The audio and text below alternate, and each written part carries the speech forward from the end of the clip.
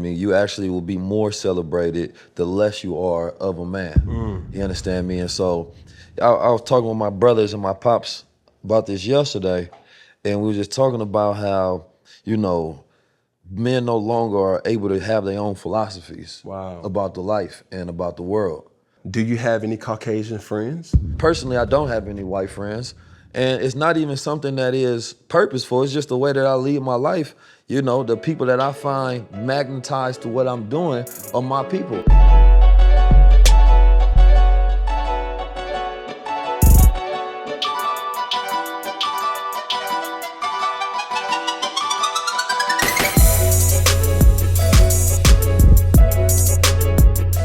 Yo, what's good? What's poppin'? What it is, what it ain't, what it could be, what it should be, what it would be. Cam Newton the Son, Mr. Boogie the All. And I'm here with another episode of Funky Friday. And I promise to keep coming with real good content for the masses, and I always promise to keep it funky for your asses. Now, today we are in a treat because we got a black entrepreneur, black CEO, a black businessman, a person who stands on his own and is on his own in many ways than one, Mr. 19 Keys. Man, pleasure to be here, God. Yes, sir. Now, I just noticed them crystals in your hat, man. You vibrating over Yes, there, sir. man. That's Yes, sir. fire. I told you, bro. Right before we went on, I told him, man, I think, we living in a real sensitive time. Yeah. And as men, I think I don't feel intimidated by your aura. I don't feel intimidated by you as a person. But cats, they tuck their tail. Mm-hmm. I invite it. You know what I mean? And instead of looking at things as a threat, look at things as an opportunity to learn. You feel me? So yeah, bro, that's what it is. Yeah, I mean, just on that subject, manhood no longer celebrated. You understand me? It's celebrated in no spaces, not in movies, not in entertainment, not on news. In no way, form, or fashion is manhood or masculinity celebrated today. Yeah. You understand me? You actually will be more celebrated the less you are of a man. You understand me? And so I was talking with my brothers and my pops about this yesterday, and we were just talking about how, men no longer are able to have their own philosophies about the life and about the world. So today, the opinions and ideas that you express, you can be shadow banned for on social media, or people can hate you for it. Right. But the world is based on ideas. You understand me? And so a man having the ability to share his philosophies and his ideas and his perspective is part of freedom, because a man is not about his physical strength, it's about his intellectual strength.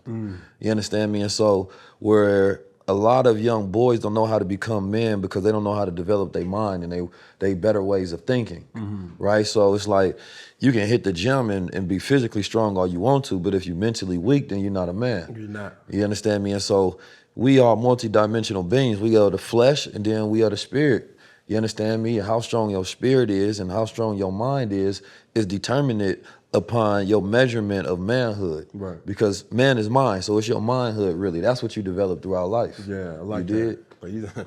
But that motherfucker come out here swinging with Oh man, some it's Funky Friday. I swear to beans. So we in Atlanta with it. You know what I'm saying? How was you were also here for the Revolt Summit? Yeah. Shout out to Revolt. Shout out to Revolt. What was that? How was that like? Man, shout out to Detavio and Dion and Diddy and Revolt staff, man. It was all love. They wanted me to grace the stage and be the last speaker. So, I gave what I call the 19 keynote. Yeah. You understand me? 19 minutes and 19 keys at Revolt, and it was about the future being now. And that whole concept, it drew me for a minute because I really was trying to think about what I wanted to say. And I started the speech off talking about Hannibal Barca. You know what Hannibal Barca is? No, sir. He was a 20-something-year-old war general. You understand me? He embarked upon a mission of fighting against Rome, right? So it was a 15-year war. He had 100,000-something soldiers, ended up losing about 80% of them, and went and fought against a 1,000,000-man army and won. Right, so he's the father of military strategy today, and they still utilize his war strategies in military school today. But imagine that, being 25 years old and he finished the campaign that his father started. But I started it off with that because it's like when we talk about history, we usually started in slavery when we in chains. Right. We don't start when we were masters of warfare, right? Because it changes your entire thinking. When you talk about your beginning, you talk about your past. So when we talk about the future being now, I look at all our ancestors and everything that they laid down for us, every assassination, every blood, every war fought, every single thing, and it's like, how are we honoring their sacrifices? How are we living saying that that's our lineage? And today with 2022, where we have the greatest resources and access to technology than any other generation in the history of time, how are we using that and venerating and honoring our ancestors is key. Yeah. You know what I'm saying? I like that. Being a public speaker is a very strategic kind of lane because there's a lot of them out there. Yeah. As far as, did you go to school, undergrad? Did you go to school for that? Yeah. Tell me, how did we evolve into what we see now? So I didn't go to school I went to school for marketing and business, but I ended up dropping out. I caught a case. And during that case, I ended up getting extradited to Oakland, California because I wasn't going to school in Missouri. Ended up beating that case, took it to trial, but that ended my relationship with, the school system. Yes, sir. But when I was young, we used to have what they call Savior's Day. So Savior's Day is a Black Muslim celebration, right? And there was this TV channel in Oakland called Soul Beat. So we used to have to practice these particular speeches. It could be about astronomy, it can be about sociology, it can be about Black empowerment. And so I got tapes. I'm like 8, 9 years old, getting on stage, speaking about the same things I speak on today. Right. And funny enough, I just got a glimpse of seeing that just like last year because somebody had a tape.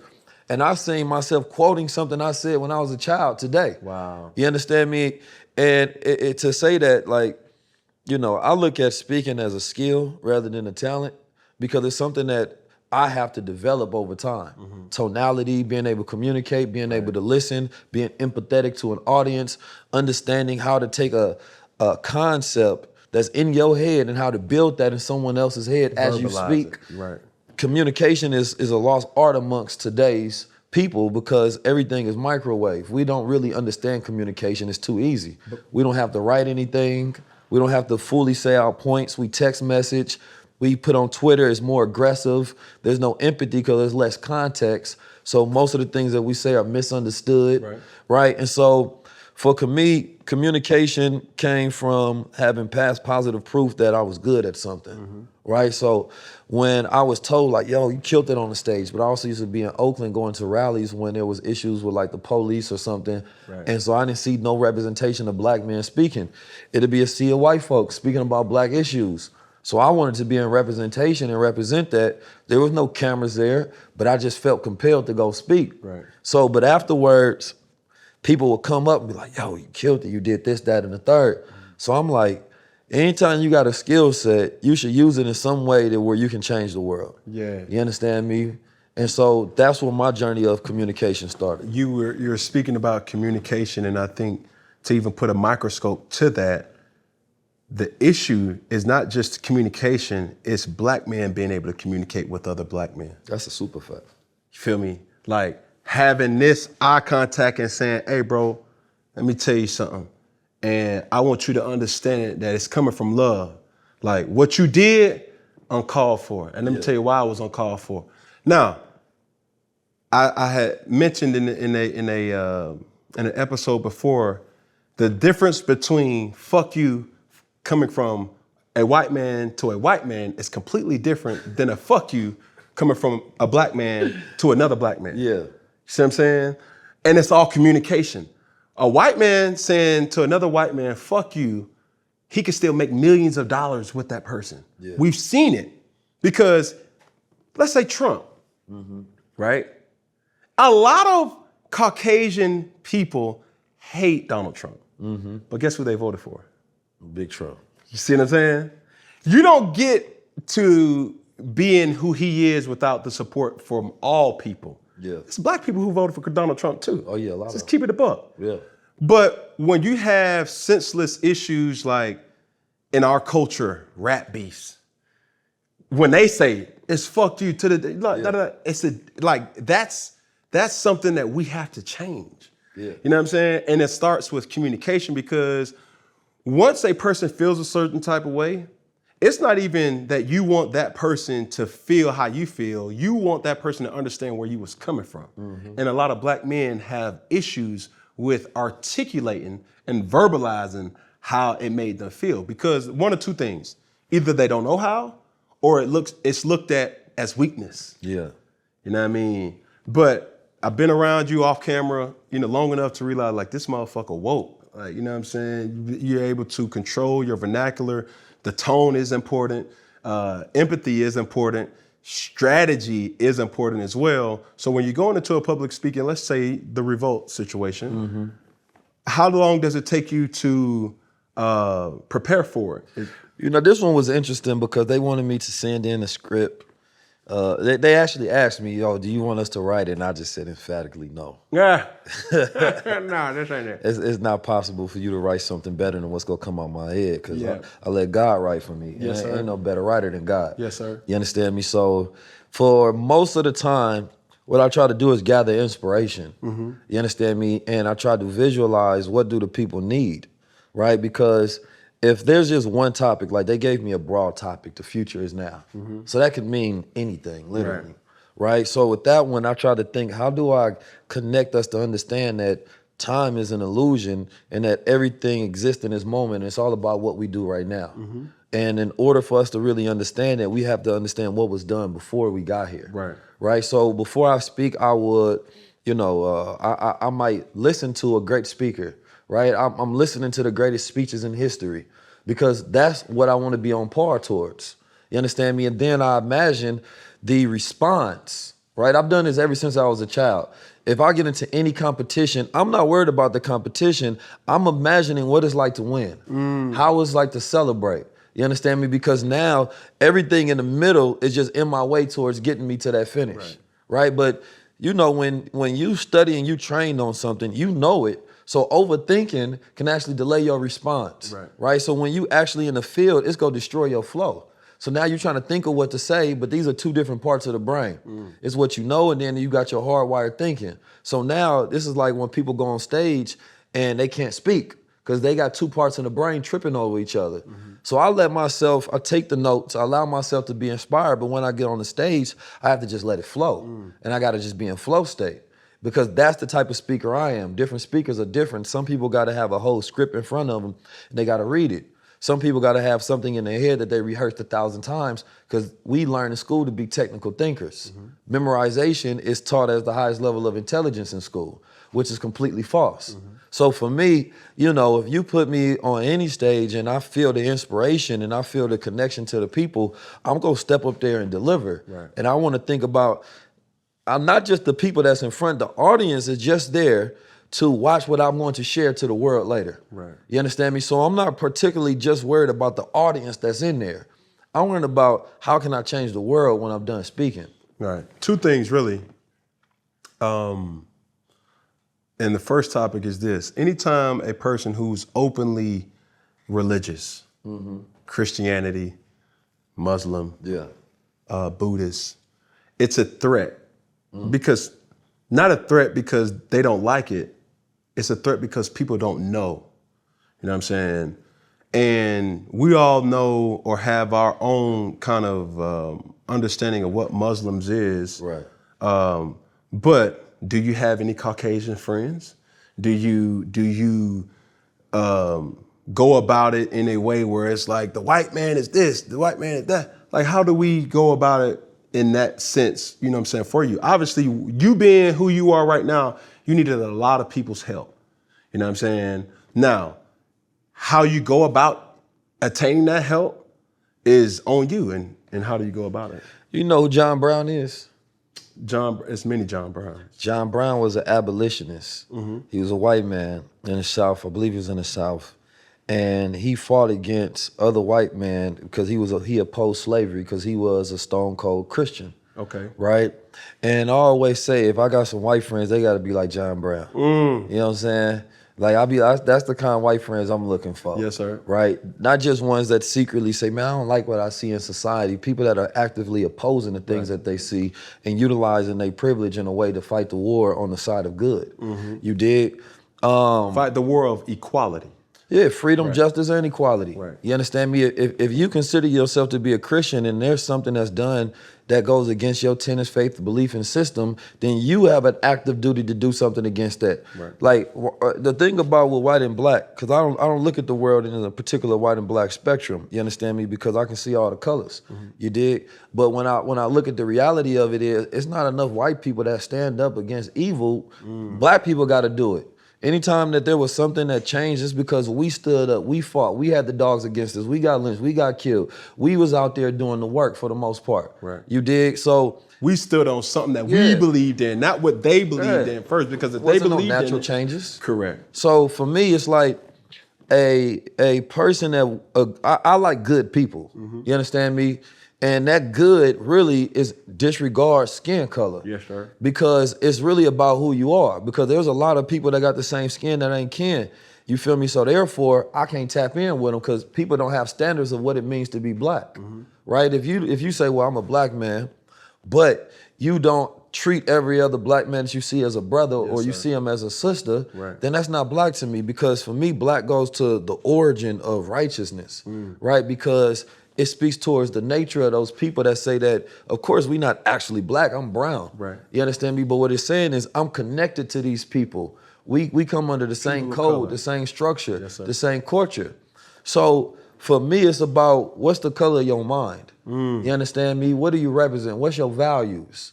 And then that means that we can be aligned and we can have commonality. If we can't, you can be just as greedy or capitalistic or evil as a white man in that same position because you have the same exact morals, same exact beliefs, right? Same exact thing. So I don't play that game because, and personally I don't have any white friends.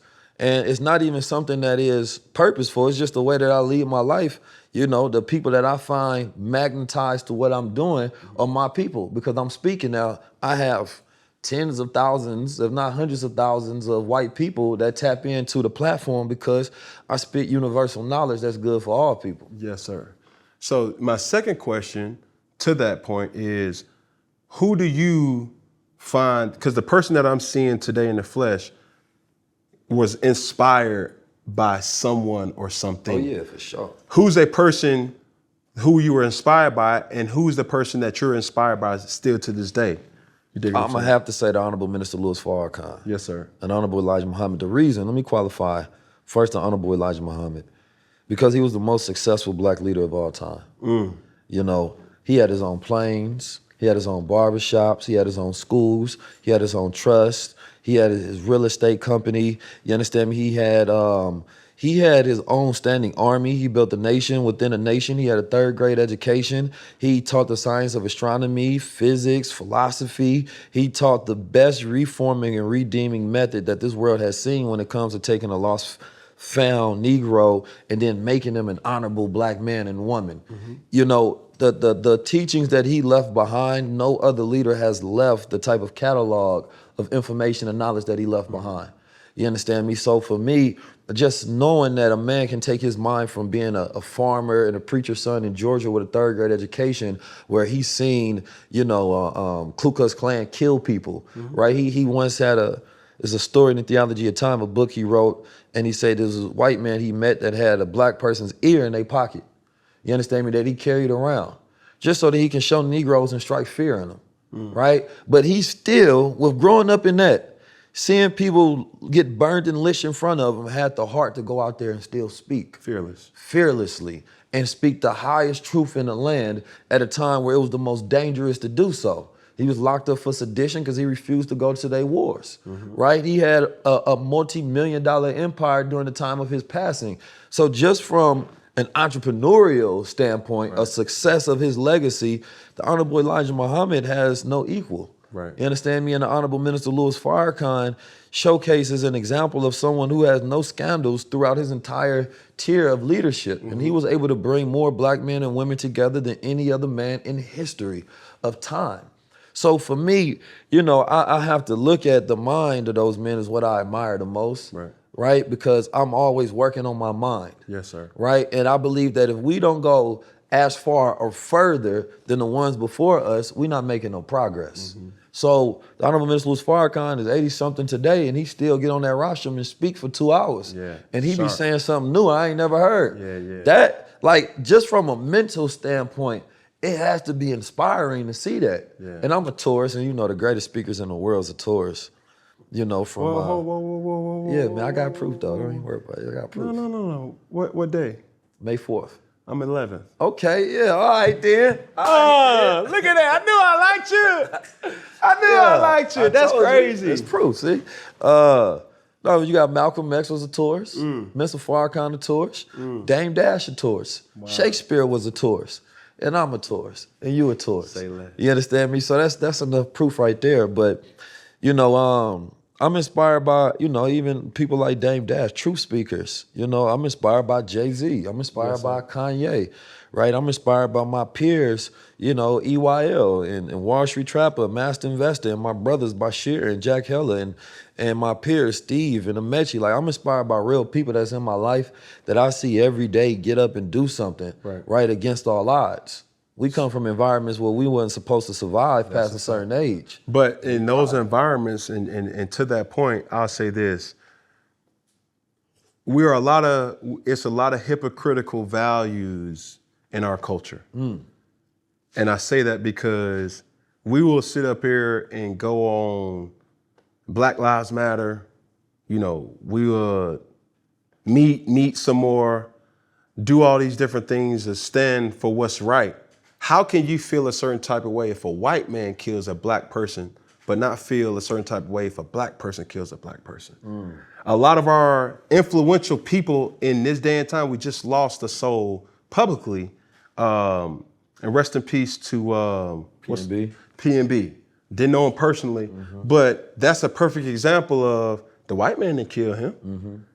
Black people killed him. A black person killed him. Black person. And a lot of the tragedy comes off of that. So for me, it's like to kind of piggyback off what you said, it's not necessarily seeing color. It's like, what is your mind? Yeah. Like, but even in that instance of thought, so white people commit white on white crime, but it's not considered white on white crime. Black people commit black on black crime or proximity crime, right? Because if you're a killer, you're going to kill people in your vicinity. You understand? People you have access to. Correct. If you get angry and you got conflict with somebody else, right, and it ends up being violent, you're going to commit violence with that person, right? It's proximity.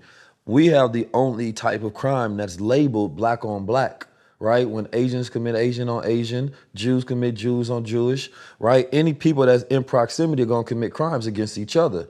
So there's no proof that we commit more crimes against each other than any other group. So what happens is because I'm on both sides, because there's a lot of people that actually do rally very hard and tough against black on black murder. I just left my son and he got his movement Boycott Black Murder, right? Are vehemently against the murder of us against each other and really just murder, period. Right? And then you have the idea that the institution, right, of America has, you know, police officers, right, that people falsely believe that their oath and their duty was sworn to protect us, but it's not. It's to uphold the laws. Correct. Right? So these people should not be committing crimes and atrocities against black people at higher degrees than anybody else. They shouldn't be committing crimes against nobody. Right. So when we see this happening, it's not just white on white, it's the system against us that we fight against. Right. And white crime against black crime is connected to a violent history. Right? This is a 500-year history of whites committing the most atrocious and violent crimes, not just in a physical sense, but from Jim Crow, from black codes, of course, from slavery to Willie Lynch to, you know, redlining, right, to Tuskegee experiments, to chattel slavery. They've done things to us, right, that we've never been compensated for, right, and that they've never even apologized for.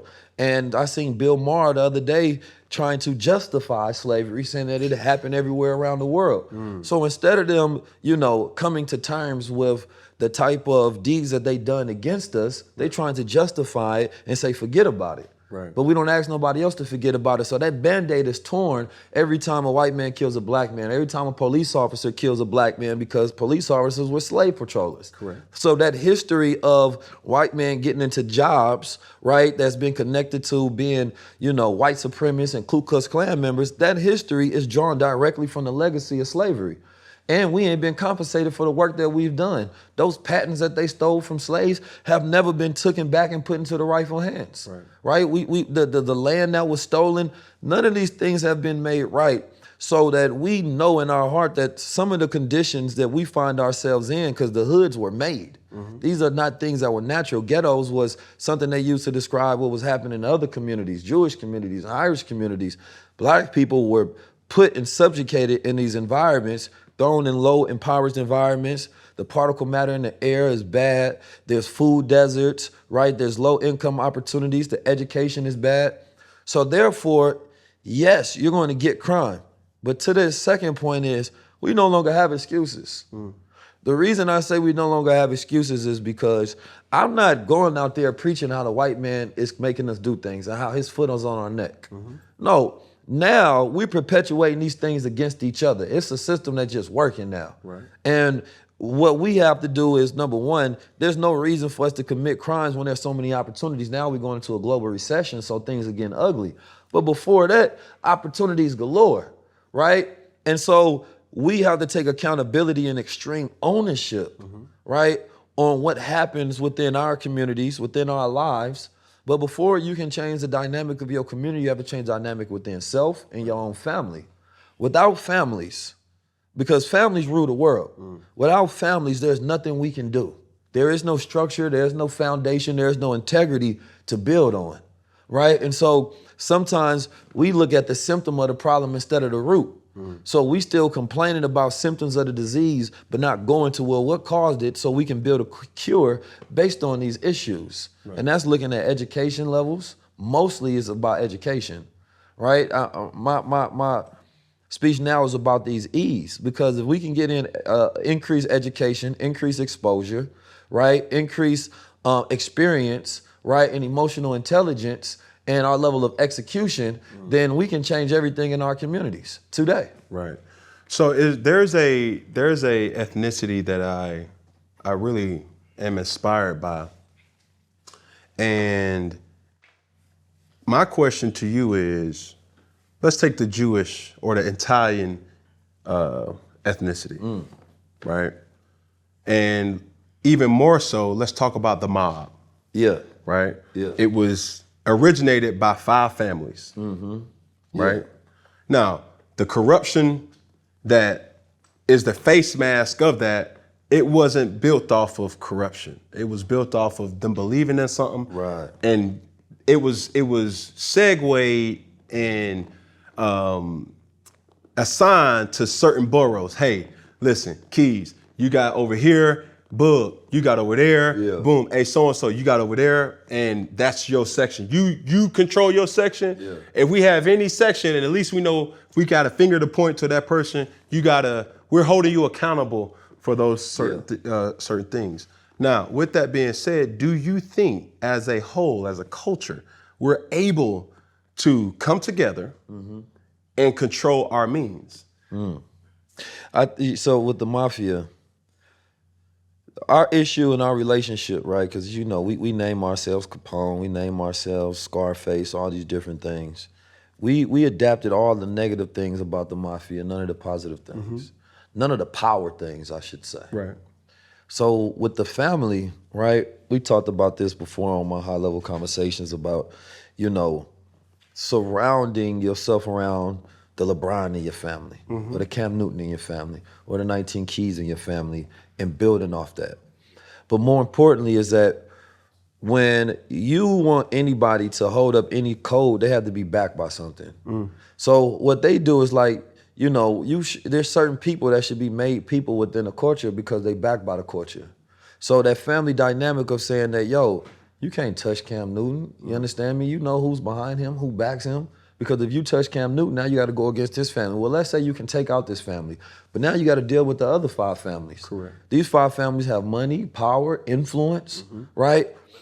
Nobody is afraid of black people because we don't back each other. When something happens, we left alone, right? The most dangerous thing what happened with the Black Panthers is when Huey P. Newton was left out there, and seemingly end up, abusing drugs or anything. That's FBI. Right. But when the people stood there on the front lines and he utilized his education and he was brave enough to teach people how to, guard their community and create these programs, it was the people's job to stand up for them. It was the people's job to make sure that they straight, that they not broke on the street. It was the people's job to make sure that those who stand on the front lines, you understand me, have backup. Right. So what we have is this disconnection between those who are the activists, the leaders, those who stand in front, and then nobody's behind them. Right. Right? So that family unit and dynamic is so powerful because a family is a microcosm of a nation. Right? If a man can lead his family, he can lead a nation. It's a reason you don't see, there's no presidents that are single, right? Because he has to have proof of leadership, proof of stability, right? And so we have no leadership and no stability because the men, a lot of the men, and this is not true for all around the world, or throughout America, but a lot of men have left their households and left that responsibility and they feel like it's too much, right? And so the repairment of the black family is the repairment of us as a people, because the first thing they stole from us was our ability to get along with our own women. You understand me? So when she says that she's the most disrespected woman out there, what she's saying is that you don't have respect. Wow. So therefore, they don't respect me.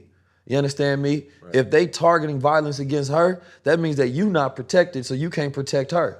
So it's not so much that she's complaining about the world, she's talking about you and you not being on your responsibility. Right. So with that dynamic, if black men and women, specifically that particular relationship, if it is not repaired and we don't learn how to create households, then there's nothing that we can do against the families that rule the world, right? So the mafia had great family dynamics. Listen, bro, we got this organization. I need you to become a lawyer. Yes, sir. You become an engineer. I need you to learn blockchain. I need you to learn finance. So now everybody has a role that they can play for the family structure. They have a main artery to make the body work. Exactly. And to that point, I judge a man off 2 principles.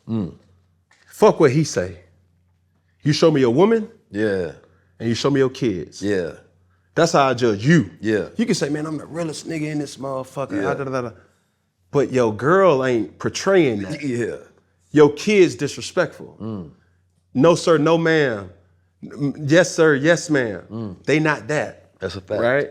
And I'm in a situation now with my life where I'm at a crossroad where do I leave my family and to go chase the career that will give them the financial means, or this is an intricate part of their lives that they need me the most. You know what I mean? And I'm torn between the two, but yet I'm a person who comes from family. You know what I'm saying? I come from a strong alpha male dominated household that I knew right from wrong. You know what I mean? I knew how to handle myself in a room full of hyenas. I knew how to handle myself in a room full of lions. Yeah. And I never tucked my tail. I never cowered. It's always gonna be what it's gonna be, bro. Yeah. Do what you got to do. Yeah. I ain't gonna bitch. I ain't gonna complain. I ain't gonna point the finger. I'm gonna point the thumb before I point the finger. Yeah. You feel me? So where we at right now, it's like, okay, even the guests that I have on that are minority females, beautiful queens. They gotta stop celebrating sucker shit. That's a fact. You feel me? Like, bruh, stop giving yourself to a sucker. Cause if a sucker is still celebrated, then you celebrating sucker shit. Yeah, then that makes men want to become suckers so that they can be celebrated. Come on, but man. I want to say something that you said, because I think language is important. I don't think the choice is leaving the family for the career. I think that it's a duality that can happen where both things can happen simultaneously, right? Because you're leading the family while building, right, for home, right? And I think that it just establishes a different strategy that you go out and the understanding that they have. Because if the language is, yo, I gotta lead y'all while I do this. No, I'm going to lead y'all while I do this, meaning that there's going to be a time gap. Maybe there may be less time that I can be here, but what I'm doing is I'm building for the foundation that's here. Right. So now they see the sacrifice in different ways because they understand that this is just a stage that we're going through while Pops is leading us. You dig? But I only say that because the world makes us feel like we have to leave family, right? But the whole time, you are the head and you are always leading your family. It just depends on how are you leading them. Right. How are you leading them in times of absence is based on what you give them in times of your presence. You understand me? And I don't think that there should ever be a choice where a black man makes to leave his family, even if it's in like a hypothetical sense. Right. But more so just the way that the family feel about that. Because there was times where my pops wasn't there, right? And if he would have had better communication on what was going on with him during that time, I would have seen that absence and that gap differently. You understand me? But my issue is I couldn't communicate with him during the times of his absence. Right. And he didn't let me know why. But during when he was there, I just had to see him as a man. Like, oh, well, you a human being. This is what allowed me to see my parents in a different light. I didn't look at him as pops, I looked at him as a man. Right? That you didn't have your father, there were certain things that was missing. There's dynamics between this relationship. I look at my mother and I look at my father as people, and now I don't judge you anymore. You understand me? And now I can measure your deeds and I can see why you make those decisions because of necessity. So a man definitely has to go out there and hunt to make sure that his family is provided for, but we also have this great ability to where, you know, if a man went to war back in the day, he had to write his family. And then every so often, you know what I mean, the carrier comes to deliver those letters. Now, shit, we can FaceTime. Now we can get on the Zoom and say, well, let's have a family dinner. You understand me? Like, we have options to make sure we maintain connection. And that connection is important because those are the means that allows us to make sure that family is able to be maintained. But capitalism doesn't teach you that these two go hand in hand. Yes, sir. While every last name, whether it's Colgate to Hennessy, whether it's Chase Bank, these JP Morgan and them, these are family last names that they have directly integrated to make sure that they can control industries and time for the next 100 years. So we have to make sure that even our children and our family understand what we're doing so they can carry on our legacy. You dig? But I just wanted to say that just because I understand that dynamic. Like very my thing, I have 7 children. Yeah. See what I'm saying? It's tough. You know what I mean? To get some money. To trap, you know what I mean? You can't be no broke dude with that many kids. Yeah. How many To baby mothers? 2. 2, okay. Right? And it's not like you can have that many children and provide. You can. And you plan on having more? I want to have more. I need to have more. How many more? I want 5 more. We gonna have a tribe of 12. You know what I mean? 12 tribes. I'll settle for 4. I'll do 11. Okay. Anybody who knows me know I want 11 children. I've been saying that since I was 8. Yeah. You know what I mean? And I always stood on a principle. And it doesn't necessarily all have to be off of, you know, my sperm. Yeah. I can adopt. Why are you willing to adopt? You know what I'm saying? In essence, I've done it now. You feel me? Because I have 5 biological children. Yeah. 2 children came from each one of my baby moms. Yeah. And you can't tell them that I'm not theirs and vice versa. Right. I feel like God put them in my life as the surrogate father, even when they do have a biological father. I'm not stepping on the biological father's toes. Right. I'm just trying to show up in their life in a way that if they say, I know what a man's like because Cam was that for me. You know what I'm saying? Yeah. And one of them is a boy, one of them is a girl. So, you know, I have 2 different dynamics. You're trying to beat Nick Cannon. Yeah, I don't think it's a competition, but you know what I mean? It's neck and neck. I don't know. Listen, it's peace, it's happiness. Because when I go home, once you've acquired a large sum of money, when no is no longer in people's vocabulary to say, it's like, hey, I want this. No, you can't have it. Right. What's the price point? When you can pay that ticket to say, okay, I want to fly a private jet. Okay, I want to do this. I want to acquire this yacht. I want to buy this car. I want to buy this mansion. What else is there that gives you happiness?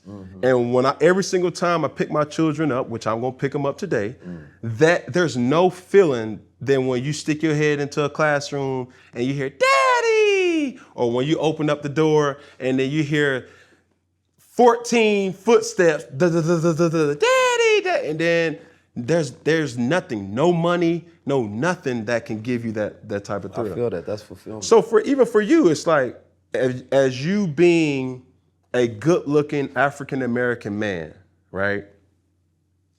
You're woke. You know what you want. Where's your better half? Oh, she chilling right now. She chilling. She's in your life. Yes. Right. Yeah. And as you identify, help me do this. Identify what is rest in peace to Kevin Samuels, right? Identify what is a high-valued woman. A high-value woman, that's a great question. I think first, somebody who knows themselves. You understand me? Like, finding a woman who knows who she is, where she's from, her foundation.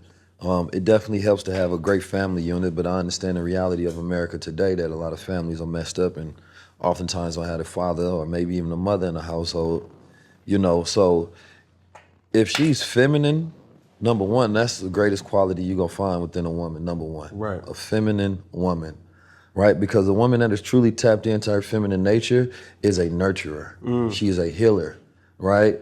And when she has that healing and that nurturing, and not only that, she is a multiplier, meaning that anything that you give her, she will help you multiply. Yes. You understand me? Today's women are takers, right? They just want to receive. They don't know how to take what is given to them and help multiply it. So a woman, if you think about what a woman has that a man doesn't have, and that's a womb. You understand me? What we give her, she takes that within her womb, and she got that big womb energy, she gonna multiply, right? She's going to produce. Your job is to give her something healthy to produce. A man has a vision, a woman helps produce that vision into reality. So a high-value woman is a helpmate, right? For different men of different classification economic levels, they gonna say, well, I need a woman that has money, a woman that has her own and things of that nature, particularly not for, so that she can add something to the relationship in case this. But hold on. So but that's not what I see. Hold on. Talk to me. I gotta stop right there. Yeah. Because submissive can be translated as second fiddle. Submissive could be also translated as oppressed by the man. I've been guilty of stating the type of woman that I want, not you. What type of woman? Well, because I want to talk about the topic of submission because I understand that dynamic. But I got a lot of flack from it because What you say? me knowing what type of woman that was in my life that raised me was a submissive woman. She wasn't weak. Yeah. No, submission is power. Yeah, but listen, the backlash that came with it was, Cam, you need to stand on, being a advocate for women, and women aren't just meat for men when they want it, this, that, and the third, because it highlighted a sign to me. It was like, well, I never intended my words to hurt a genre, a different gender, whatever you identify with. But at the same time, like I said earlier, we live in a very sensitive time. Yeah. So submission or a submissive has to be identified as a person who sees something and provides value to it. Now, back in the day, back in the 90s, 80s, 70s, or whatever, women didn't have necessary right. Women needed men to have protection. In this day and age, it's more women making more money than doggone dudes is. So how do you tell a woman to take second place to a man? It's like, man, I make more money than you. I do. For Father's Day, you got more children looking at a woman as a father than a man as a father. You see what I'm saying? No woman could ever be a father. But I'm saying that to fix what any viewer may deem and say, oh, you got 19 Key, he's another one under the Weinstein umbrella where, no. I want you to speak to your definition of not submission, what's the word? What you just say? So I said submission. I was talking about submission. Submissive. Submissive. Not submission. So submissive is what to you? So submissive is the act of submission. So, you know, a person to have submissiveness, that's their quality to be able to submit, right? And it also goes to your ability to be agreeable, right? Because a man is supposed to come with a vision and a program, right? And he's going to present that to say, do you agree? Do you submit to that? But first, he has to speak on what he submits to. Right. Because a woman can't submit to a man that doesn't submit to God. Yes, sir. That's the qualifier right there. Because what she's doing is saying that I'm submitting to your act of submission to God. This is your vision. Because now she can hold you accountable. Because if you stray from what you say you submit to, she ain't gotta submit no more.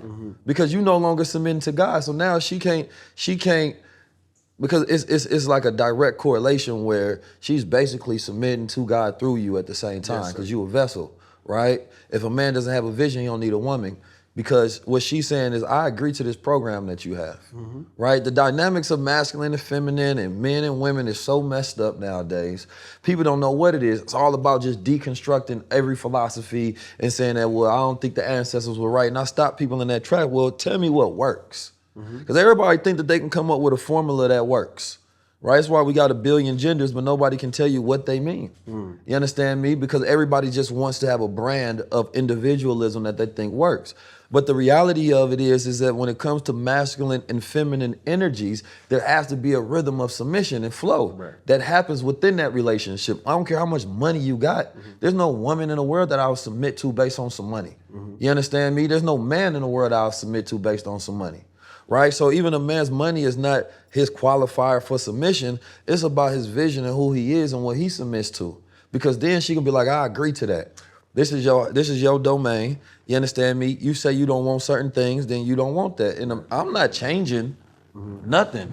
You know what I'm saying? Because at the same time, you know, they call it high value. I'm just a high godly man. You dig? I know I'm of the 0.000000001. Not the zero. Yeah, man. We gotta add a bunch. Yeah. I know I'm of that class. So that means that I understand what my options is in reality. Right. So I'm not going to accept nothing less. You understand me? And so a lot of men don't even have conditions, right? They want the woman to submit to them. I want her to submit to God through me. Yes, sir. You understand me? And that anytime I'm not acting in accordance to the will of God, then she can check me on it. Because she can be like, bro, you out here doing this. You told me that this was the way you submitted to God. How am I gonna submit to you if you not submitting to it? Right. You did? So I think that submission is power, because if a man can't submit, then he can never lead himself. Right. Right? When I was younger, we had military drills, and I had to submit to whoever was giving that order. Left face, right face. Right? Then when we go out in the field and I'm giving instructions, I have to follow that to a T like a soldier. Right? But learning how to take orders taught me how to give orders. So it was the act of submission that gave me the power in the first place. Right? So if a woman comes in and the Honorable Ms. Farrakhan say the woman's home is not her place, it's her base. Right? It's her operations. That's where she does her duties. You understand me? And so I think that the way it seemed as if it's something weak. No, this is how we strengthen this unit that we call a family together. So when we go out and we operate our business, we operate our organization, we operate our love and what we do in the world, we're seen as one unit, right? But if there's no submission within that unit, then therefore everybody is warriors. I'm just gonna go do what I want to. No, that's not how it works. You dig? So, and you have to show me where everybody has these new relationship standards and rules. Show me longevity on how that works. You can't, because it's so fresh that there is no way to see, okay, this worked for, there ain't no children that can say this worked for my parents.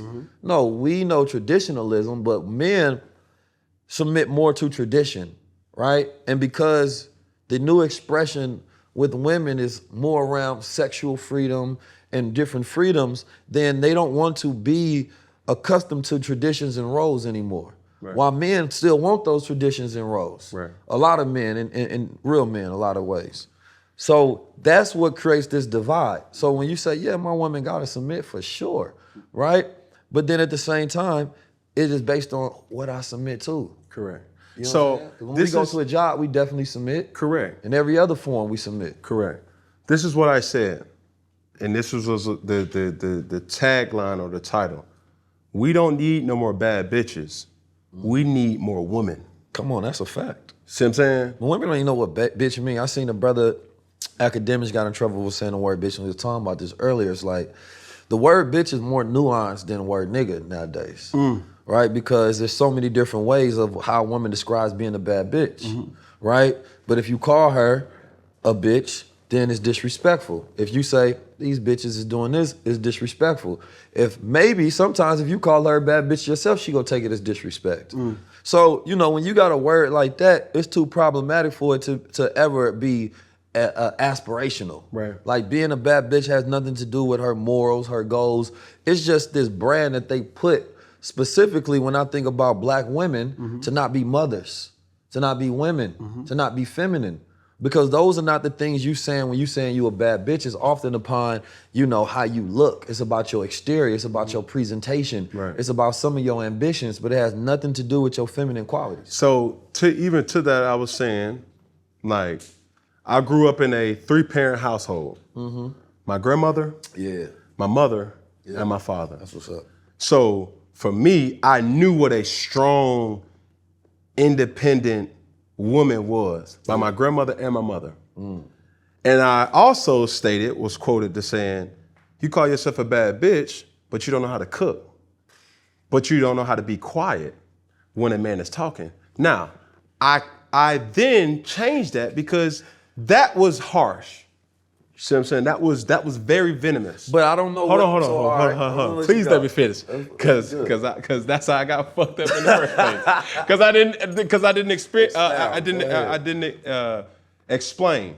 But it's also for the man. When you have a good woman, you have to know when to be quiet too.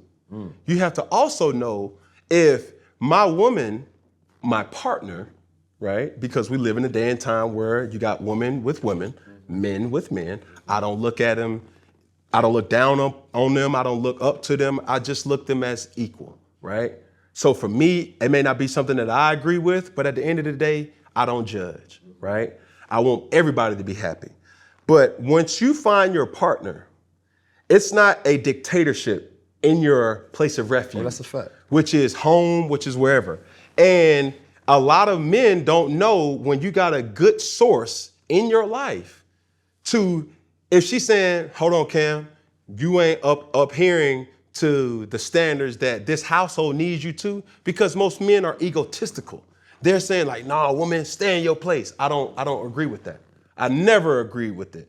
But at the same time, when I said that, then I didn't go into explaining what I really meant, because there are some dope ass chicks out there that have very great qualities and values that they take that product and give it to a sucker. Going back to, you're highlighting or you're celebrating a sucker. So for me, it's like, here we are in a situation where we've identified, okay, I'm a bad bitch. I'll give me a Birkin, you know what I'm saying? Get me a, you know what I'm saying, a Van Cleef.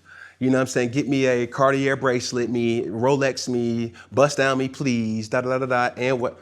But I'm like, hey, look, I don't need, yeah, I could get you all that. But how are you refueling me to be able to attack this world so we can attack it together? You know what I mean? So for you, in a sense, it's almost going back to the question, and I ask you this. Could you be, you personally, could you be a stay-at-home father? Hell no. But why though? Because I'm an in-the-field God. You understand me? What I'm gonna stay at home for? No, but I'm saying, like, say for instance, say your partner. I don't care if she make $1 billion. Right. But listen, your partner makes $1 billion. Yeah. Right? Yeah. Y'all have, do you have any kids? Not yet. Right? You have children. It's better that she goes out and she makes the coin. Why? She already got $1 billion. Yeah.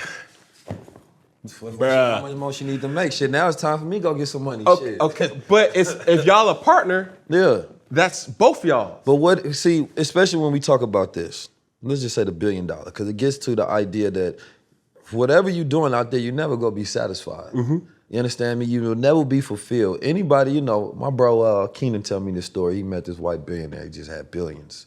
And he had these people come over. And he said, he asked them, how come you think nobody from our culture makes this type of money? You don't see more billionaires. He said, because I ain't never met a black person more greedier than me.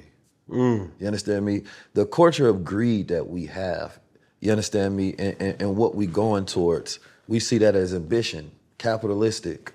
But that doesn't actually have any value when it comes to the dynamics of I'm a man and you are a woman. You want me to grade your value based on the things you have. I'm only gonna grade your value based on who you are. You understand me? And there's no way you can have a greater degree of value to me because of what you have, because of who I am. You understand me? Malcolm X had less than 99% of every entertainer in the world, but he was more than 99% of every entertainer in the world. There's men and women who go to the graveyards, millionaires, but they forgotten the day after. You understand me? Because it's not about what you obtain, it's about who you become. You understand me? So it's for me as a man, I'm a man that is full of idea, thought, and vision. A well-working man has vision and ideas. But right? a woman can't be that? She can, but a woman has to be masculized to be in that position, right? So it's already gonna change the energetic dynamics in that household. Right. A man is not born to be in a subservient, submissive condition, especially a masculine male. It's studies and tests that show you that particular thing, right? What are you gonna do? You're gonna have to become effeminated in order to fit in that position because that's not who you naturally are, right? Almost to say, to your point, you can try your best to domesticate a lion. Yeah, we'll go bite you one day. It's sooner or later, his natural instincts are going to take over. Yeah. And as you're saying, as an alpha male, Yeah. you can only domesticate it to a degree. Sooner or later, that alpha male is going to Because it goes certain against its qualities. very nature. Your nature gonna always fight to express itself, right? And so it's gonna present issues. And then that woman, for the most part, she's not gonna be happy if she's out there killing and taking over the world and she got an old weak ass man that's just cooking, that's just washing dishes at the crib. That man ain't got no power. He can't protect her, he can't provide for her, he can't do nothing. Now, for the most part, I speak to the men that want to become natural, that want to become leaders, that want to go out there and do something in the world. If you want to sit at home and wash dishes and cook for your woman, you ain't got to listen to me because all you got to do is start. I'm talking about men that want to tap into who they are and they want to conquer and rule because that's our natural position in the world. Correct. When we look around, we can't see nothing that's built by us. You understand me? So I know we got work to do. So what I look like sitting at home and sending my woman out to become a woman king. You know what I'm talking about? That's not how it really works in the function and order of things. I look outside and I look at every football team, every NBA team, every skyscraper, every business, every bank. It's all owned by a white man. Right. So you gonna tell me I ain't got work to do? You understand me? So I should forfeit my position because he built so much and now we find ourselves in a bad position. And now you want to be in the forefront of me as well. So not only am I behind him, I'm behind you. You understand me? So I could never be comfortable. I need a throne and I have to build a kingdom in order for me to be comfortable. And my job is to maintain, protect, and produce. Absolutely. But if I don't produce nothing, I don't have nothing to protect and I ain't got shit to maintain. So for people who does see this, for the viewer, they may ask themselves, okay, you have identified that you have a partner, right? Now, the question is, obviously with your religion, it states that you can have multiple partners. That's what it states in certain conditions. But for you, right, do you believe in monogamy? Yes. Do you practice monogamy? Yes. Right? So you could be with one person. I can. I understand the conversation around polygamy. I think, I was talking to my father about this idea that men are held to a higher degree because we have more responsibility. You understand me? We're supposed to take on more responsibility. When some of the greatest men I look up to have multiple wives, and I grew up in Oakland, California, I seen a man who had multiple wives and he was a millionaire and things of that nature. So I grew up seeing But did he have peace? I don't know. Okay. I don't know. I can't tell you whether he had peace or not. And I can't tell you how successful it was. But what I can tell you is that if the ideas of gay marriage are accepted, then I don't see any issue with the ideas of polygamy being accepted by society. You understand me? If we can reconstruct the rules to fit, preference, then why can't you reconstruct the rules to fit preference on this side? Right. So I think that number one, I'm just saying that as a statement that it opened the door, right, for all people on how they want to live based on how they want a nation built. Now, when it comes to polygamy, I don't think that 99% of the brothers who think that they ready for it are ready. Right? Because the Honorable Minister Louis Farrakhan say that, you know, one is good for you. You understand me? If you only knew what having multiple women were, you probably wouldn't go for it. Because if you are really agreeing to take on the responsibility of treating this woman in the way that she's supposed to be treated, that is a high degree of responsibility. It is. A high degree. Lordy. But if you don't see them as much value, you can have as many as you want because you don't feel like that's going to be that much of a responsibility. You understand me? So I think that, you know, I'm not against it. I'm not. I think that most men in America are not against polygamy. I think the idea is ideal. But because imagination, we think as multiple women, man, it sounds like heaven. It does. But even then, from the women's standpoint, it's like, okay, you can have multiple girls, so can I have multiple men? No, because let's say you get pregnant by one man. You understand me? What the other man supposed to do? What we supposed to do? We just sit around and just wait 9 months till it's our time. You know what I'm saying? I think that gender roles are prescribed by nature, not man. Right? Nature shows us what's possible and what's not possible. Right? And then you build based on what our nature is. Right? Feminine, masculine. You have a womb, I don't. Right? So we automatically going to have different levels of responsibility. Right?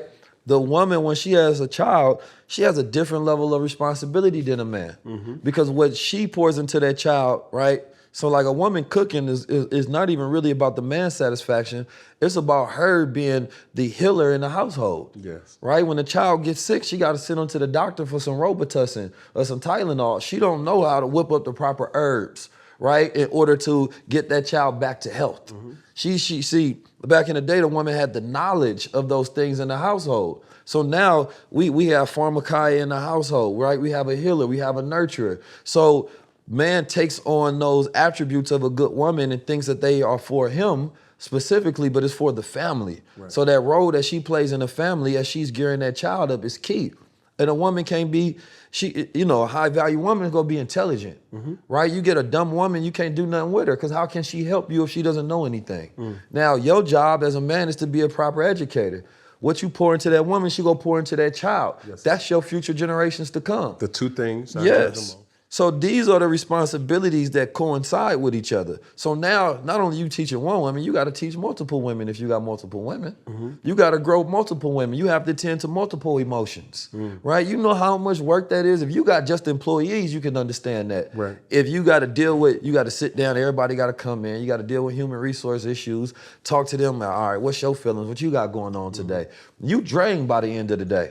Not only that, you gotta have sex with them to, make sure that you stimulating them properly. Correct. This is a lot of responsibility.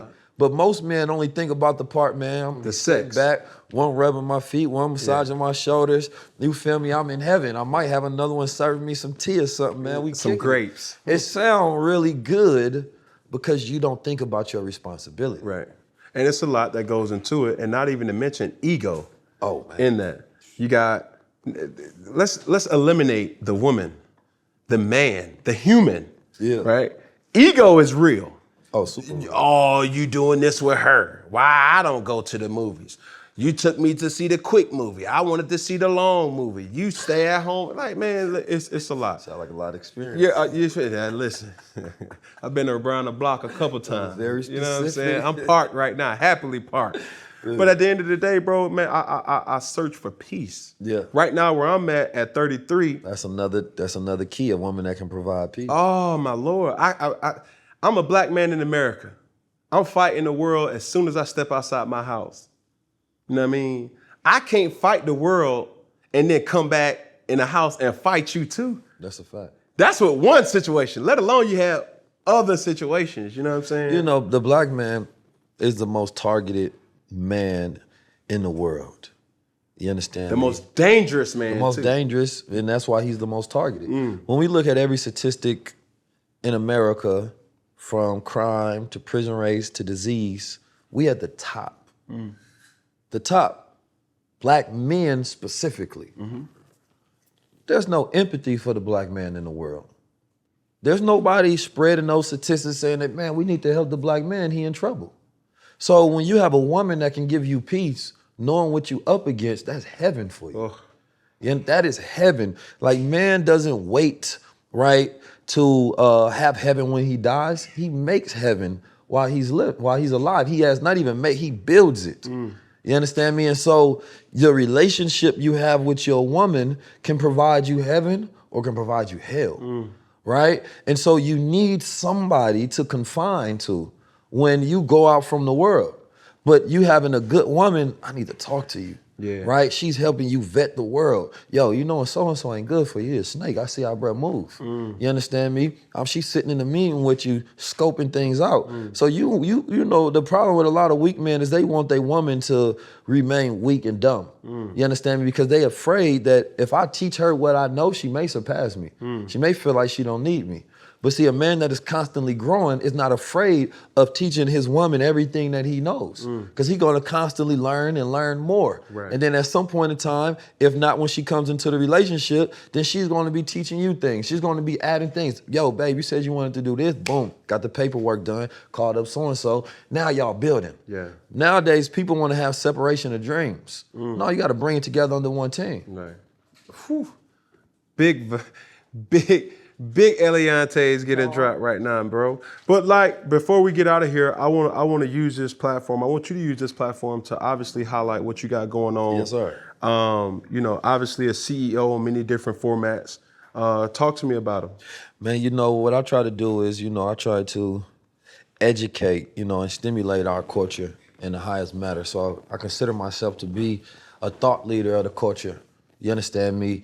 And with every business that I have, like specifically right now, what we focus on is this block world order, which the block, you know, and it has a double entendre to it. You understand me? Because the way that this new world order is rolling out, they say that you will own nothing and be happy, right? And what we want to teach people is about ownership and about skill development so you can increase your value, right? So that goes into number one, financial literacy, right? Financial literacy leads us to economic freedom, right? And financial liberation. But one of the issues that we have throughout the world is our literacy rates are very low. We don't understand trust, right? We don't understand insurance, right? We don't understand business development. We don't understand marketing. We don't understand sales, right? We don't understand how to, you know, properly hire. We don't understand how to have a CTO in the business. We don't understand cryptocurrency, decentralized finance. We don't have Web3 education. We don't understand AI, and AI right now is going disrespectfully fast. And it's an industry that nobody's paying attention to. You know that they got a software out there now where you can just type it in and it will create pictures based on what you say, right? So there's new fields called prompt engineering, being able to describe scenes and allow the AI to build it for you. These children are not taught about that in school right now. So by the time they get to an adult age, they're going to be lost. There's going to be somebody else that they have to figure out how to work for, but these people not going to need them because their skill sets are not going to be valuable enough to do anything inside that job. Right. So we want to provide people with the skills of the future. You understand me? That you can use right now. So like we have tools like algorithmic trading, but we also teach Forex, crypto, stocks, right? All of these different things, but we teach it in a curriculum to where you can learn like you at a university, right? You get to pick what your major is essentially. What do you want to learn? We teach you how to create an ebook so you can become an author and then teach you how to, you know, do marketing and funnels and do sales. Like whatever that vertical is, Block World Order wants to provide, but specifically, when it comes to the blockchain, we don't understand it. The blockchain, it's the same thing as this was 1995 and 6, and we're not understanding the internet. The amount of money that we missing out and opportunity that we missing out at scale by our ignorance is staggering, right? And so we're going through this global recession. How do you have skills while you're going through this recession, learning where to pivot, what to build? Do you know what to go into your portfolio? What sectors of stocks to buy to diversify, right? What commodities that you should be investing in? Like, we don't have a roadmap for anything. Hope is our only strategy most of the time, or we're waiting on a savior, which is often the government. So when you talked about, I had a program which is called the Wealth Standard, which is I'm going to throw in the BWO, where one thing that we taught about was how every community builds wealth.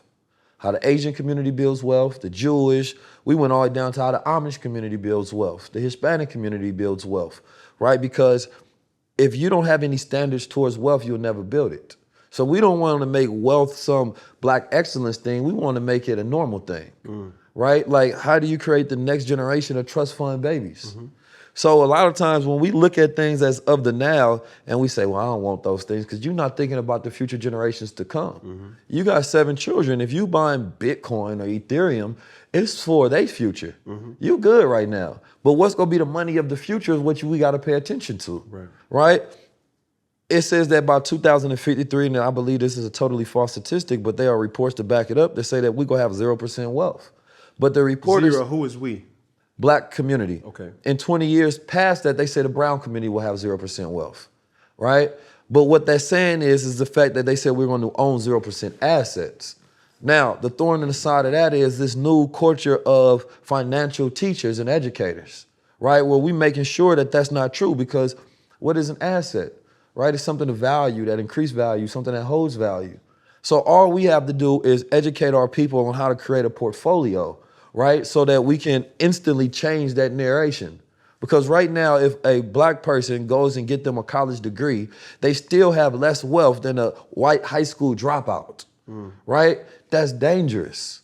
So not only that, when we teach people these things, we teach them about investments, but you got to teach them how to make money to have money to invest, right? But money is everywhere. It's always screaming. I always say that our biggest problem is that we were taught to chase money instead of create value. Money chases value, right? But when you chase money, it's running away from you because it's chasing value. Correct. You understand me? So when we create business and we become producers, we got to have products. We got to have software and hardware, physical products and digital products. When we produce something, then other people come and buy, but we don't produce nothing. So every dollar we have goes out, right? How do you set up your family? To create, a family logo. What's your family crest? What does your last name mean? Back in the day, there were family Bibles that was a representation of what that family meant. You can go in there and you can write the creed, right? You can write what that family was. So now, when you say you a Newton, I know your family. I know what they stand for. I know what industry they're a part of. I knew your father. Your father's a good man. Yeah. We don't have that same sort of structure no more. You dig? So it's about re-implementing that and making sure that we don't get left behind, right? Like, this technological disruption is providing all of the means that our ancestors wish they had. Yeah. It was a civil rights leader, he said that, back in the day, we had all of the righteous demands, but no resources. Today we have all the resources, but no righteous demands, right? So the Black World Order is making sure that not only we have this super mind. This supermind is how to help you get into the flow of things. Our biggest issue is that we are distracted. If you can keep the mind of God distracted, it don't produce nothing. If they say in the beginning, it was the word, right? When we speak, you say be and it is. We at this point where we say be and maybe later. You know what I'm saying? Be and tomorrow. And we keep putting it off on tomorrows, and it becomes a never-ending list of never happens. You dig? So now, I told this story at Revolt about the story of the first procrastinator in history. So it was these 2 brothers, they out in the field, and they working on the pyramid. You understand me? And they trying to get the bricks, you know what I'm saying? They got to roll them and do however they do. And the one brother's like, you know what? This is hard right now. It's hot out here. How about we do this tomorrow? You understand me? Let's do this later. He said, later? What's later? He said, later is a point in time when we ain't got to do it right now. He thought about it for a second. He said, oh, shit, I like that. Let's do it later. And from that point on, it created an ancestral lineage of procrastinators and people who put off what they supposed to be doing right now, tomorrow. That tomorrow never comes and they never build anything. You know what I'm saying? Later. So we used to be a people that only spoke in the present. There wasn't words for the near future, tomorrow, later, next week. You understand me? Decades, weeks, centuries, years, hours, minutes, seconds. These are increments in times that we now live by, but we were always a present people. So every thought that we had, like a baby only knows now and next. We are born masters of the universe, connected to our creativity, time, the function of thinking in a proper, and then we have to become students of the world. We become indoctrinated with the ways of the world so that we can become citizens of the world. Because the rulers of the world have to teach us how they want us to operate in their world. So being able to develop this supermind to control your own time and language, right? Language is important. Every level of consciousness comes with a new language. The rich man knows a different language than the poor man. That's why when Jay-Z said that this ain't that cap table, people he thought he was talking about lids. Yeah. They didn't know he was talking about the market cap table. It's a triple entendre. You talking about entendre. cap table? We ain't lying about it either. You dig this what ain't I'm no saying? cap. So it was different, but it's like the rich man don't speak the same language as the poor man. Right. It's the same thing when it comes to character and morals. The man with integrity speaks different than the man who lies. You understand me? He lives through the operation of truth. So learning to develop a supermind to where everything you say you do. Yeah. Right? Procrastination is the abortion clinic of ideas. Right? So when we procrastinate, those things that we would give birth to, those ideas that we hold on to, later. Man, because the most, you know this, the most painful part of the process of birth is the crowning phase, right? Sometimes a woman gotta go through the anesthesia. She gotta get the numb because it's so painful. You know, sometimes she gotta get a C-section and get it cut open because she don't wanna do it at that time. It's too painful because you right there at that point where you gotta give birth to something. That's that point most people quit. You understand me? Because pain is procrastination, right? Procrastination is pain. They've studied this and they had done shown that when a person procrastinates, the same thing light up in their brain as pain. Because it feels like, no, I don't want to do this. I don't feel like it. So it goes from a logic to an emotion. Now you in your feelings, right? But time ain't got nothing to do with feelings, it have to do with motion. You understand me? We, like I said, we do not have time, we make time. Right. Time is the measurement of motions. You understand me? Only dead men don't move. You dig? So the way you can measure a man by the moves that he's making. So if his mind is working, right, then you say, oh, that's a man that's working. Yeah. Right? And I'll leave you on this. Because these are all things that, you know, as I teach mindset and development, these are all things that I teach inside this because it's 80% mindset, 20% skill set, right? Right mindset, you can develop any skill set. Right. Certain people, they say they go do something, oh, I know bro go execute. Certain people, they say they go do it, they might do it. Right. Some people, they lying. They ain't gonna do it at all. So you have to develop yourself and you have to believe yourself, right? In order to be the type of person that say be and it is. Because who you are today is 100% off the things that you've done in the past, right?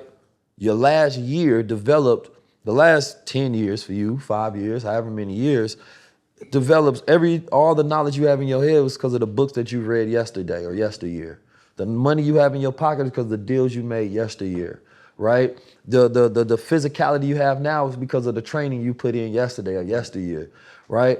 So you have to make sure that every single day you're developing your future self, right? Because at some point in time, you're gonna have to live his life or her life. So every single day you have to make sure that, damn, either you're feeding your future self or you're starving. You're creating a poor future self or a rich future self, and it's based on how you enrich yourself, right? Or how you starve yourself. So I really try to implant that into the heads of people because people do not make decisions as if today affects tomorrow. You understand me? And it's only now and next. Shit. Well, my cup runneth over. But golly. That's the BWO mindset, man. You know what I mean? I love it, bro. I love it. And hopefully, you know, the viewer was as impacted as I was, man. Anything else that you want to share with the people? You know, one thing, you know, health is key. We're going into the seasons where there's going to be less sun. You understand me? We just came through a whole crisis about health. We learned that Black people were predisposed at a higher rate than any other people, yet there was no messaging towards health in our community. I seen Krispy Kremes out here in Atlanta at the West End with a line around the corner promoting, the shot. And I'm like, yo, in the time of the craziest health crisis in the world, there's still no focus on how we treat ourselves. So a lot of times, often when we talk about as well, a person being focused, it goes towards what you eat and what you put in your body. You know what I'm saying? So like, we have to love ourselves in order to treat ourselves correctly. Yes, sir. And I'm getting to this point because one of the things that we have is a health company. We have nootropics specifically as well, because I'm big on being able to stimulate the mind, right? The distractions are everywhere. It's very hard to keep your mind focused. You got social media. The average person's, focus is less than a fish now. You understand me? You got a 7-second reset, right, of interest. So, like we got high-level conversations. It's a wonder we able to get millions of views and get people to watch episodes that's 3 hours long. It's different. Right. Because every iteration we're constantly teaching somebody. But when it comes to health, you want to make sure that you're intaking the things that's constantly stimulating your brain and your mind. So like we got shrooms like lion's mane, right? Lion's mane is going to be one of those ones that stimulate the function in your brain activity, right? So increase memory, right? Increase focus, right? So as we grow and we develop at different age and different cycles, our brain changes in the ways that we have to stimulate it. So the dendrites and our neuroplasticity changes. So now you have to have something that's stimulating your brain. So with our company, we make sure that we study things. I'm my guinea pig. You understand me? Because I want my IQ to be up there at all times. Right. I want to be able to have perfect recall. I want to be able to have retention of information that I study, right? I can't come out here and be one of the greatest, if not the greatest speaker to ever exist on this planet Earth unless I'm tapped into the high supplementation. At all times. You know what I'm talking about? But at the same time, our immune system, like, you got to study the function of your lymphatic system, your thyroids, right? You have to study, making sure that your proper intake of, vitamins that you're getting on a daily basis, not even just for you, but for your children, because they're eating these artificial foods, right? And, we live in the most artificial world possible. Personally, figuratively, and, The AI is artificial intelligence, artificial ingredients, and artificial insemination.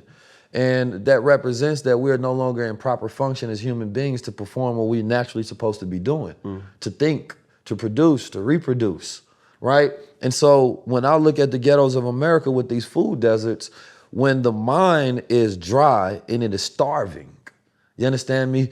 That makes a person more disposed to commit crime and be more violent because it goes to their gut health. So like when we create these concoctions, whether it's, we got the sports moss where, it's going to help you, boost that energy during workout, or libido. So you trying to create more kids, we're going to help you with your little swimmers. You understand me? Because the food we eat now be killing them. Right. You dig? I'm vegan. I'm vegan, by the way, So man. I'm tapped So in. you going to catch up to Nick Cannon, no problem. saying? But, for those who have a problem, we got you on that area. But anyway, I say all that to say this is that, the things that we create is an ecosystem. Is what's going into your mind, what you feed in your body, what you surrounding yourself with emotionally, physically. So we want to create an environment here. So we want to make you smart. We want to increase your intelligence, right? We want to make sure that you're healthy. We want to create that Renaissance man and woman again. You dig? I never say things to try to be controversial, but I know that it's dangerous for a man to give his opinion, his belief, and his philosophy in the world that wants him to shut up, right? So I make sure that I teach all men and women, right, to take your space in the world. Quit telling them or quit allowing them to impregnate you with their vision, right? Because then you don't have any room for your vision, right? My pop said it the other day, the only vision most people have is television. And I'm gonna end on that. Say that. Hey, my brother. Hey, this is a real one right here, bro. I appreciate this, man. So I appreciate you having me. As we always end things here at Funky Friday, we're gonna start at this camera right here. Then we're gonna start. You're gonna go straight to this camera right here. Then we're gonna end in this camera right here. We're gonna do the same thing. We got one finger. Yeah. One pinky, Yeah. Okay. one thumb, Yeah. one love, man. You did. Yeah. We out.